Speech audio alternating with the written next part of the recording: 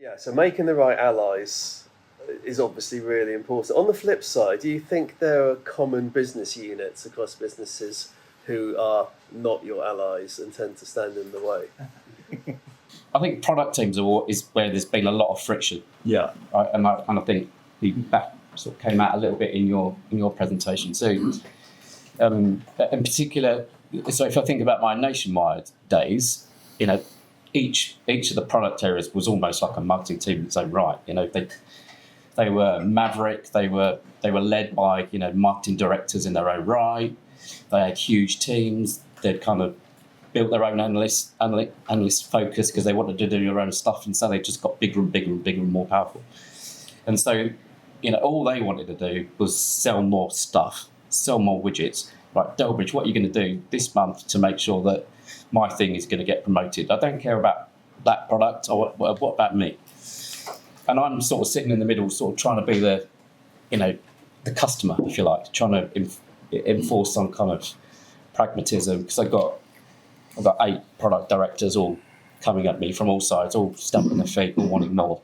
And it's that arbitration. So I think product teams have historically been a big challenge. IT as well. IT. Although IT is often the discussion of, is the door shut? Can we shut the door? Anyone from IT here?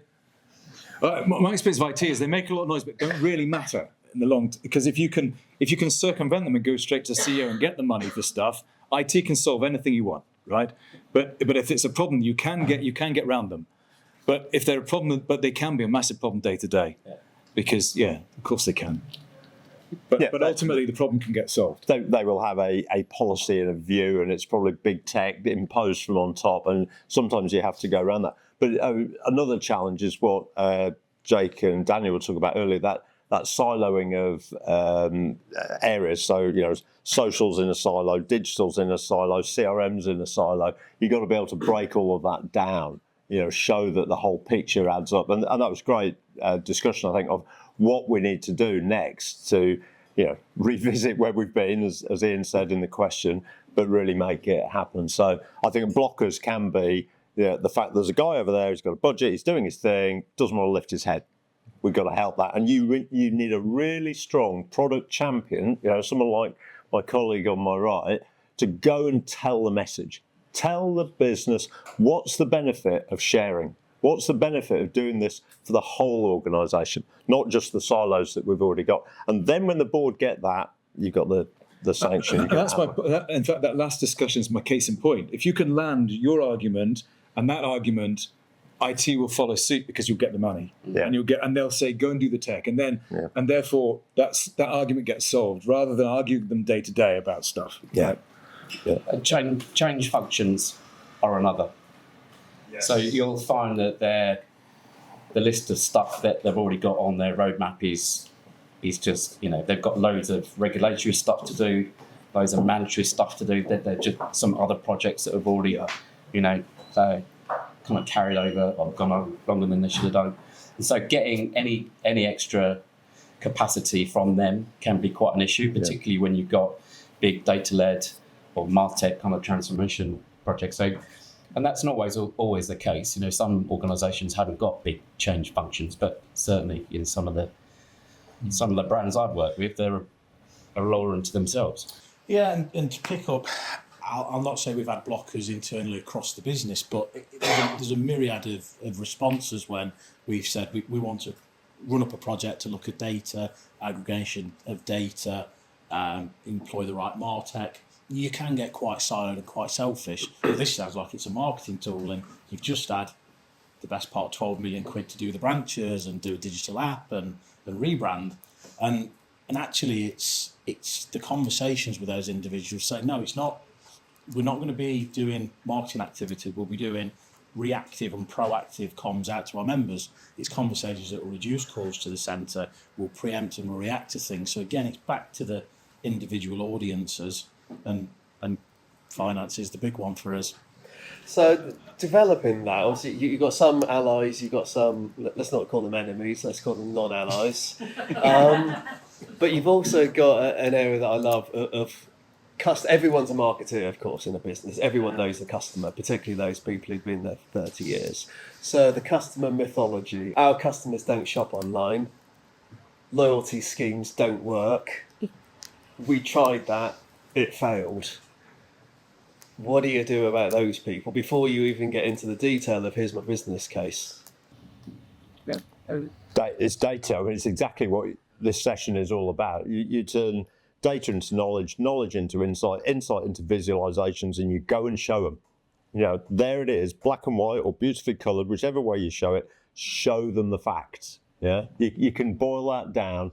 And that's what I mean, that marketers are in a fantastic position. If, as the marketing team, you're the only place that has the view of the whole business, you know, if you're pulling all the siloed data together, if you're building the single customer view, you are custodians of that. You're responsible for that, but it gives you real power. It gives you power to go and share with the rest of the organisation and with the board and defeat the myths and challenge the preconceived opinions and, you know, move the board member who's fixed in their view that, you know, we should be doing it this way.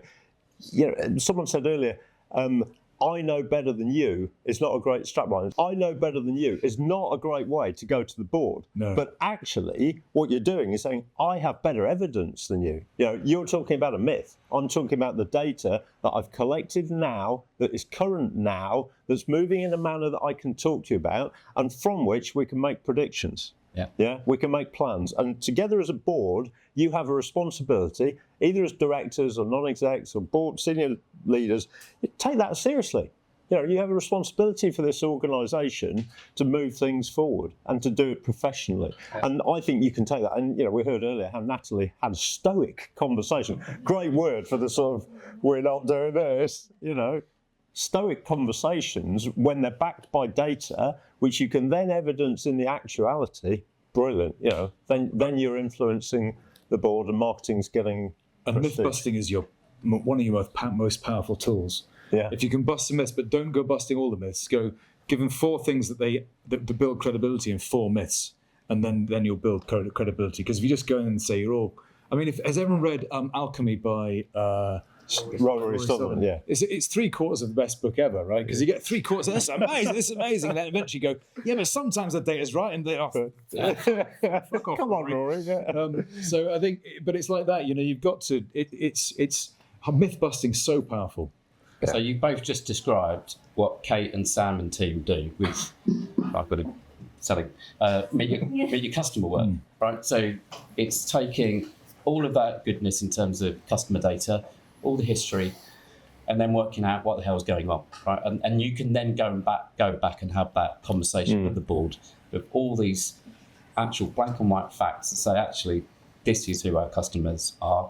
Here's the opportunities, here are the risks, right? What are we going to do about it? And I think that's the key point, because the real benefit we got from Meet Your Customer was we were able to then build our benefits case off the back of it and say, because we now know this, if we did turn the dial this amount, and it allowed us to switch into a future focus.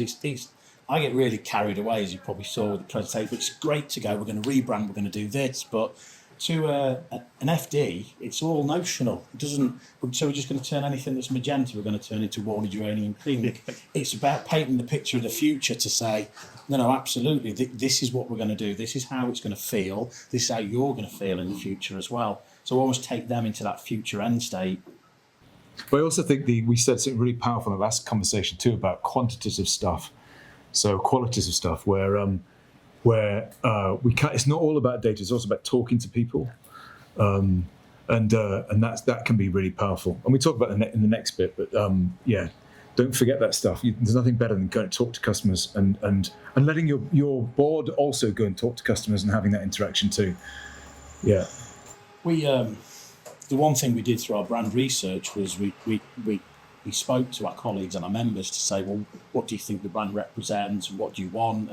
And wholeheartedly members were saying we want to feel like we're listened to.